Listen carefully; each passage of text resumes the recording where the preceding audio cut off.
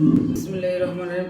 একটা দিন যদি বাসায় থাকি তো অনেক কাজ বেড়ে যায়, কাজের অভাব নেই। আপা এই যে ঝাঁকি দিলে সব একবার তেল কাজটা হয়েছে, একটু ধুয়ে দেয় এগুলো মাছেন তাহলে মাছে না। তাকে বাজার আনছি, হালকা পাতলা কিছু বাজার এনেছি। এই দেখেন, এই যে কলা, এই কলাকে বাংলা কলা এটাকে বলে, অনেক স্বাদ। এটা কিন্তু আমার অনেক পছন্দ, আমি কলা অনেক পছন্দ করি। তো আমার ফল শেষ হয়ে গেছে, মালটা আনছিলেন, 2টা মালটা মাত্র।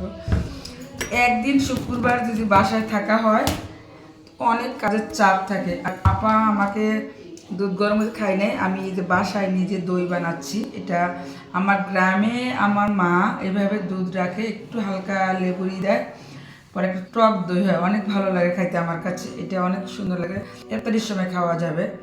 তো যাই হোক বন্ধুরা, আমি কিন্তু আজকে একটু বাসায় আছি, কারণ এই বাসায় থেকে সব কাজ আমার গোছাইতে হবে। আর আপা গোছায়, কিন্তু আসলে নিজের গোছাটা আর একজনের গোছা অনেক কিন্তু পার্থক্য, আর নিজের গোছানোটা কিন্তু একটু পার্থক্য থাকে। তো আমি এখন এই যে হাঁসের ডিম নিয়ে আসছিলাম, আজকে সব কয়দিন জানি হয় জানি না, অনেকগুলো নিয়ে আসছি। এই যে বড় বড় হাঁসের ডিম, এই হাঁসের ডিম খাইলে কিন্তু তার প্রেশার লো হয়ে গেলে কিন্তু এই হাঁসের ডিম খাইলেই প্রেশার হাই হয়ে যাবে। তো আমি হাঁসের ডিমে একটু বেশি খাই, ব্রয়লার মুরগিটা খুব কম খাই। আর এই হাঁসের ডিমগুলো খাওয়া অনেক উপকার, যেহেতু দেশি হাঁসের ডিম।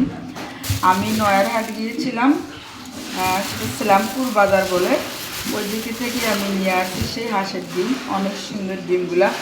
আপা আপনি ডিমগুলো একটু সবগুলো ধুয়ে পরিষ্কার করে রাখেন তো আপা। এই যে নেন, ডিমগুলো একবার নোংরা আপা, আচ্ছা ডিমগুলো একটু ধুতে হবে, ধুয়ে দিন। হ্যাঁ, ধুয়ে একটু সুন্দর দেখা যায়, ঠিক আছে। ওটা এটা আচ্ছা দিলাম। আর এটাতে কি আছে, মুড়ি তো শেষের দিকে। আমার বড় আপু মুড়ি পছন্দ খায়, অনেক পছন্দ তার মুড়ি। মুড়ি প্রাণের মুড়িটা নিয়ে আসলাম, তো ও খাবে। আর এই চিড়া নিয়ে আসছি, দেখেন এই দেশি চিড়া, লাল চিড়াটা, এটাই আমার কাছে ভালো লাগে।